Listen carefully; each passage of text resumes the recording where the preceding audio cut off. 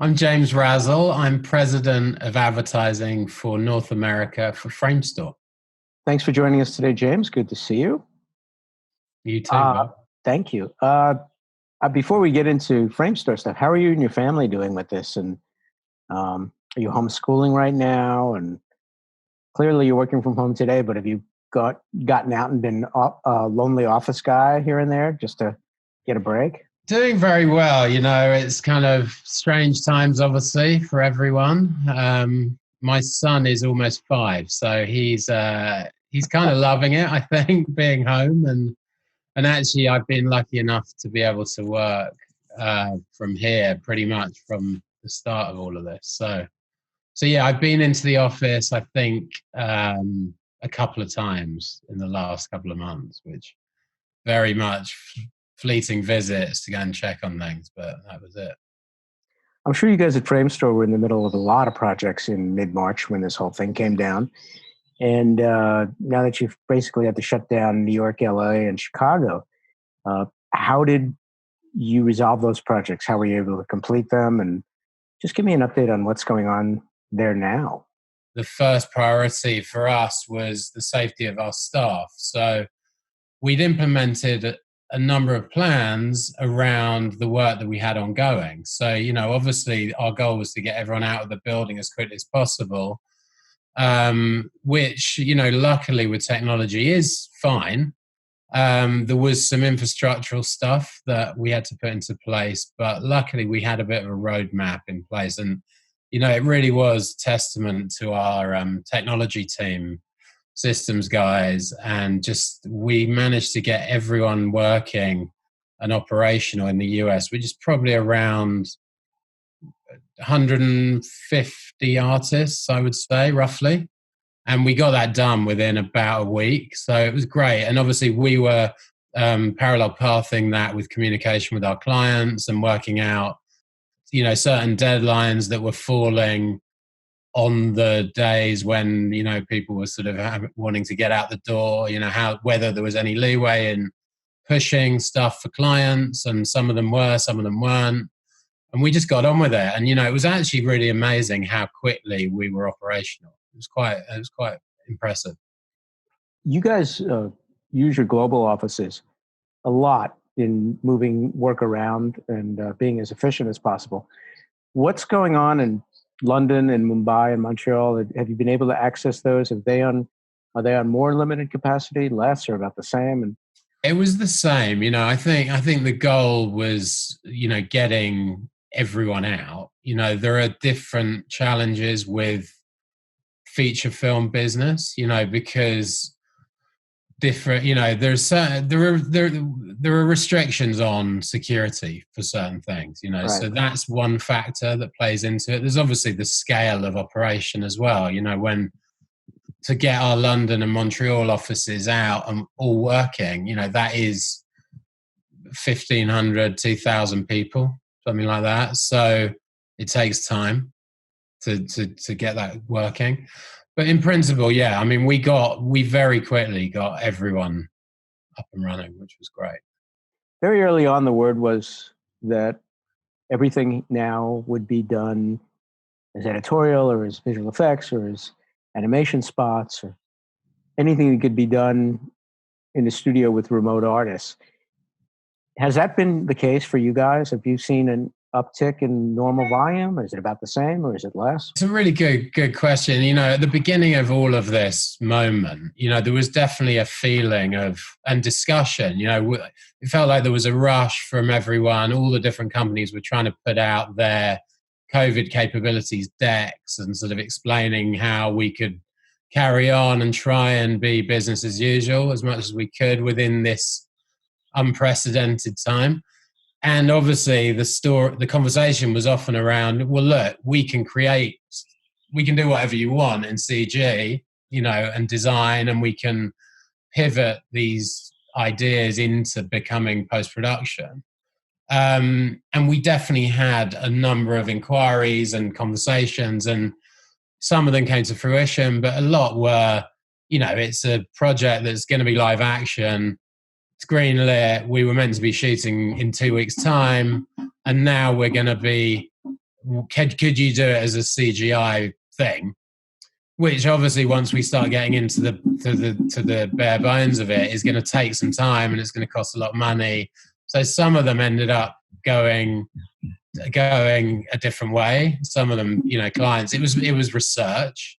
Definitely, design has had a massive upswing. There's definitely been a lot of quick design response type work. We're in discussion about a number of big, fully animated jobs. So. But it definitely has been a massive, the lack of shooting has meant, and the changes to the economy have meant definitely there's a downturn. I mean, I speak to a lot of my peers at other post companies and big VFX studios, and there's just, we're all chasing a smaller amount of work, that's for sure. One of the big parts of your process in visual effects is on-set supervision. And I'm sure you guys have a very specific methodology to what you do and demand a certain quality of on-set supervisor to attend shoots. How do you envision that being done short-term until you guys can get your own people back on set? It's definitely a sort of case-by-case conversation. I think as different markets open up for shooting, there's going to be that reality, as you say, where agency and client, probably often director, will be coming in on, remote like we're doing now. And to some extent, we can supervise in the same way, as long as there's enough dialogue early on, and we can do it over video with the production crew on the ground. As things come up on the day. There are things that are spotted that maybe aren't on that camera, where suddenly the RVFX supervisors are trying to second guess and prepare for shots that are coming up. And so I think where we have a broad network, and we definitely have people in most other markets who probably the first choice would be, we're talking about something at the moment where it's a 2-day shoot in Asia. And if we were to do it, we'd have to send our supervisor, who would quarantine for 14 days, do a 2-day shoot, and then probably quarantine for 14 days on the way back. So Wow. Definitely 28 days later, you'd be kind of... Maybe we'll try and get a local person to do it under our guys' instruction over video. It's funny. One of the movies I've been thinking a lot about is 28 Days Later. Yeah. In and around this whole thing, that and Groundhog Day. But someone said that to me yesterday. I was talking to New Zealand, and they said, "Oh, well, the client said it's no problem for 14 days of quarantine." I was astounded that people would do that, as you said, for a 2-day shoot. They're talking, there's conversation around being able to get the entire crew together, and you're all prepping and you're doing the quarantine, while you prep. It's hard to know, isn't it, at this stage? I think every single opportunity is going to be looked at case by case. And right. You would have a different solution for New Zealand than you would for Uruguay, which is going to open, I think, this week. Yeah. But they all will have quarantines. Yeah. Do you have any advice for your clients, agencies and marketers, as they look at creating stuff and getting stuff out in the next few months? And, what should they think about in the visual effects process as we move into June, July, and August? And are there any new things you've discovered about communicating with those clients that might help expedite the process? And I think this is one of the things that we've been obviously putting our heads together at Framestore. We've been, for a long time, we've been pushing the kind of the virtual production techniques, the LED projection techniques, which we've seen on, The Mandalorian was a good example where it was used in that, doing virtual sets, so you don't have to be on location. That kind of technology, we're actually putting together some examples and a case study to get out to the community at large, because to some extent what we're looking at is reverse engineering the way production would be done. So currently there's an unknown as to when we're going to be able to shoot, production companies are going to be able to shoot, and you need the time on the back end to do the post. So we're looking at being able to do a lot of the heavy lifting on the post side up front. Therefore, we'll be pushing the shoot down the road when we all know that things will be a bit more achievable. And to that end, a more controlled production where you can have a set which has very few people on it, technicians running the LED, the key team, director, DP, etc. So those kind of things. I think that there's going to be some clever adapting that's going to have to happen to make things viable. So pushing that, I think, obviously we've all realized that communication is the key. Having these Zoom meetings, it's fine, isn't it? It's sort of, it's different, but I think the world is getting used to it. And you kind of, does everyone need to be traveling and going on set? And that for us, it's all about over communicating. There are those that also say it'll mean less agency and client on set, which will, that could be a better thing, I think, for communication. Yeah, I mean, who knows? I mean, it's always oh no. I'll play the diplomatic answer on that one, but I don't think you need to necessarily have a video village of 50 people. Right, but then there'll be 100 people on the Zoom feed, and we'll see what happens there. Yeah. How would you like to be the guy who owns a green screen factory right now? Yeah, I mean, these are these are definitely going to be considerations, and that's kind of why green screen, just for the stuff where it seems that it's been leaning that way anyway, where clients didn't want to necessarily pay for loads of extras and there'd be post crowd work. But we're having a lot of conversations about how can we put in crowds, how can we do, even now, if you did have a certain amount of extras, you're going to have them socially distanced on the shoot.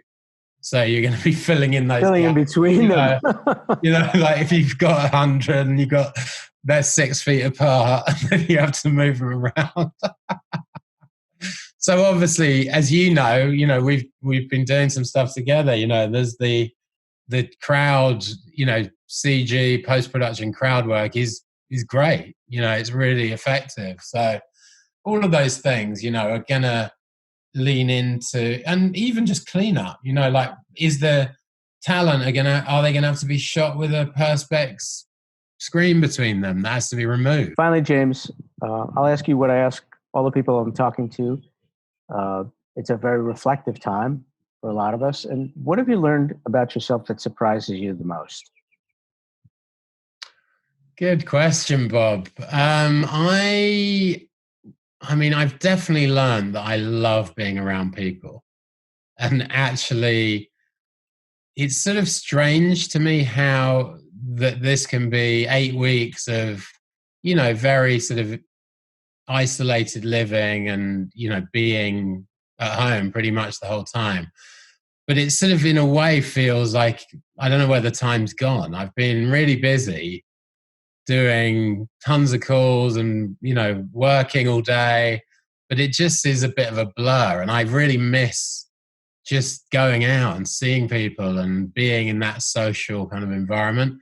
I had to go and do run some errands the other day, and I was driving my car and it just felt strange. It was almost like we're all going to be slightly kind of agoraphobic about going out again into the real world. I mean, it's good, but then, there's something like, looking on the optimistic side of it, it is good to have time to reflect a bit and think about what you're doing and, not have the distractions of FOMO and wondering what's going on outside. So, yeah, I mean, I think I've learned that I'm certainly ready for this to be done. James Razzall, president of Framestore US advertising side. Thank you for your time. Wish you and your family well through this. And of course, can't wait to see Framestore getting back to full strength. Thanks, Bob. See you Thank soon. you.